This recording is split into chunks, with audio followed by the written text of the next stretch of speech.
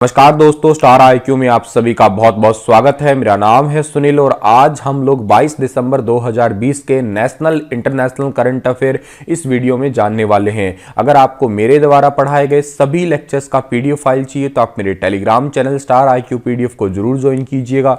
बढ़ते हैं आगे और आज का पहला क्वेश्चन जानते हैं हम लोग। हाल ही में खेल मंत्रालय ने, यहाँ पे खेल है, खेल मंत्रालय ने हरियाणा में होने वाले खेलो इंडिया यूथ गेम 2021 में, आप सभी को बता देता हूं कि खेलो इंडिया यूथ गेम जो है 2018 में शुरू हुए थे। राज्यवर्धन सिंह राठौर उस टाइम के खेल मंत्री थे, उन्होंने इन्हें शुरू किया था और 2018 उसके बाद में 19 फिर 20 और अब 21 के हो रहे हैं। ये मतलब इसका चौथा संस्करण हुआ, ये पहला, दूसरा, तीसरा और चौथा संस्करण हुआ। ये कहां पे होने वाले हैं? ये होने वाले हैं हरियाणा का एक जिला है जिसके अंदर पंचकुला, और पंचकुला के साथ में, पंचकुला के अलावा अंबाला के स्टेडियम भी यूज किए जाएंगे। मेनली मतलब पंचकुला में होंगे, तो ये बात भी आप याद रखिएगा। उसमें कितने देशज यानी कि स्वदेशी खेलों को शामिल करने की मंजूरी मिली है? कुछ ऐसे होते हैं जो स्वदेशी खेल होते हैं, ठीक है, और वो है 4, ठीक है। तो सी ऑप्शन जो है इस क्वेश्चन का हमारा वो बिल्कुल ठीक रहेगा। ये 4 स्वदेशी खेलों को जो है ऐड करने की मंजूरी मिली है और 2021 में गटका और कलारीपट्टू सहित 4 देशज जो है वो खेल इसमें शामिल किए जाएंगे। इसमें शामिल किए गए 2 अन्य खेल जो है इनका नाम क्या है? मलखंब और तांग था। मैं आपको दिखाता हूं लिखे हुए, ये रहे आपके, एक तो है गटका, एक है कलारीपट्टू, ठीक है, ये 2 है। इसके अलावा 2 खेल और है, ये मलखंब और थांगता। ये 4 जो है ये स्वदेशी खेल है, इन चारों को जो है ऐड करने की मंजूरी मिली है। तो ये बातें आप इंपॉर्टेंट तरीके से याद रख लीजिएगा। इसका आयोजन जो है जनवरी फरवरी में, मतलब या तो जनवरी के लास्ट में होता है या फरवरी के फर्स्ट वीक में होता है और ये नेशनल लेवल का ग्रास रूट गेम्स है। तो ये बात आप लोग जरूर अच्छे से याद रखिएगा। वर्तमान में भारत के खेल मंत्री, उनका नाम क्या है? किरण रिजिजू। हरियाणा के खेल मंत्री कौन है? संदीप सिंह। ये दोनों बातें भी आपको याद होनी चाहिए। जर्मनी के कोलोन में आयोजित कोलोन विश्व कप में भारतीय मुक्केबाजों ने शानदार प्रदर्शन करते हुए 3 गोल्ड मेडल समेत निम्न में से कितने मेडल अपने नाम कर लिए हैं? तो ये अपने मेडल नाम किए हैं 9, यानी कि बी ऑप्शन जो है इस क्वेश्चन का हमारा वो बिल्कुल ठीक रहेगा।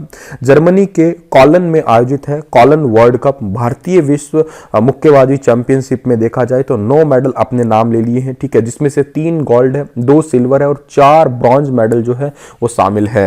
अच्छा जी, किस किसने जीते हैं थोड़ा सा देख लेते हैं। रजत पदक विजेता जो है पंघाल, ठीक है, तो ये भी याद करना है आपको, नाम याद करना है। गोल्ड मेडल जो है अपने नाम किया है, ठीक है, इस टूर्नामेंट में इन्होंने रजत पद, जो पंघाल थे, इन्होंने पहले रजत पदक जीता था किसमें? विश्व चैंपियनशिप में। अब इन्होंने गोल्ड मेडल लिया। मनीषा मौन जो कि हरियाणा से ही है, विश्व चैंपियनशिप की ब्रॉन्ज मेडल विजेता है। सिमरनजीत कौर ने भी शानदार प्रदर्शन करते हुए गोल्ड मेडल, ये मनीषा मौन ने भी गोल्ड लिया है, ठीक है, विश्व चैंपियनशिप में ब्रॉन्ज जीता था हालांकि इन्होंने।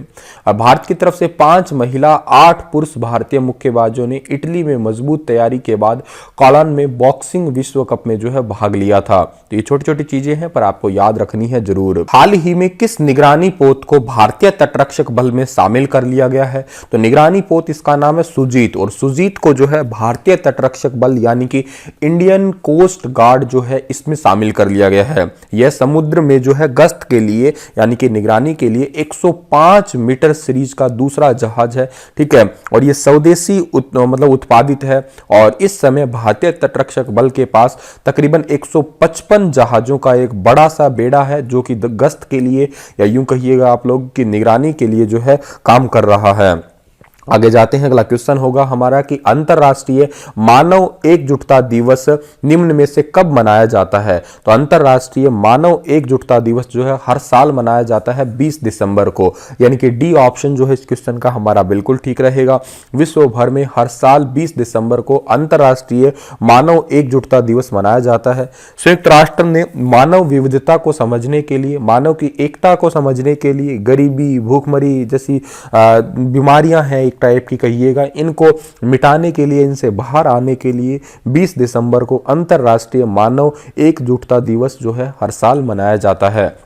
मनाता कौन है? यूएनओ की तरफ से। तो यूएनओ की स्थापना कब हुई थी? 24 अक्टूबर को हुई थी और 24 अक्टूबर को यूएनओ डे भी मनाया जाता है।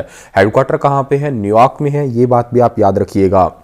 अमेरिकी स्पेस फोर्स ने हाल ही में अपने जवानों को क्या नाम दिया है? इंपॉर्टेंट है, इस क्वेश्चन का सही आंसर है गार्जियन नाम दिया है। ठीक है, अमेरिकी स्पेस फोर्स ने अपनी जो है जवानों को गार्जियन नाम से जो है पुकारे जाने की घोषणा की है। अमेरिका में लगभग 2 साल पहले इस फोर्स के गठन की घोषणा की गई थी और ये अमेरिका के जो है 6th सेशन या 6th जो सशस्त्र बल है उसके रूप में सामने आया है। इससे जुड़े जवान वास्तविक रूप से अंतरिक्ष में तैनात नहीं होते हैं, बल्कि अमेरिकी उपग्रहों की सुरक्षा के लिए काम करते हैं। ये इसका उद्देश्य है कि अंतरिक्ष में जो है और देशों के जो जितने भी सैटेलाइट हैं उनसे बेहतर परफॉर्म किया जा सके। ये एक प्रकार की अंतरिक्ष सेना होगी, तो ये बात याद रखिएगा। स्पेस फोर्स को गार्जियन नाम दिया है अमेरिका ने।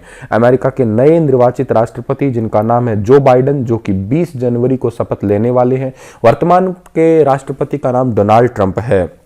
हिमाचल प्रदेश सरकार ने धर्म की स्वतंत्रता अधिनियम 2019 को मंजूरी दे दी है। इसके तहत जबरन धर्मांतरण पर कितने साल की सजा का प्रावधान किया गया है? तो 7 साल की सजा होगी अगर कोई जबरन धर्मांतरण करता है तो डी ऑप्शन जो है इस क्वेश्चन का हमारा बिल्कुल ठीक रहेगा। और 2006 के कानूनों की जगह लेगा ये। अगर कोई बेसिकली जो है जबरन अधिक तरीके से या यूं कहिएगा कठोर तरीके से किसी को शादी के लिए उकसाता है, या यूं कहिएगा आप लोग जबरदस्ती जो है एक अपहरण टाइप से शादी करवाते हैं, तो उनको जो है दोषी पाए जाने पे जो है 7 साल की सजा या उन्हें जुर्माने का भी प्रावधान है। तो ये बात भी याद रखिएगा, तकरीबन 50,000 रुपए तक का जुर्माने का भी प्रावधान है। अभी रिसेंटली हिमाचल प्रदेश में हिमालयन सीरो भी एक जानवर देखा गया था, जो कि सूअर है, बकरी है, गधा और गाय का क्रॉस ब्रीड है, वो भी हिमालयन सीरो देखा गया। एक बात और याद रखिएगा कि हिमाचल प्रदेश की राजधानी शिमला है, मुख्यमंत्री का नाम जयराम ठाकुर है और राज्यपाल का नाम बंडारू दत्तात्रेय है।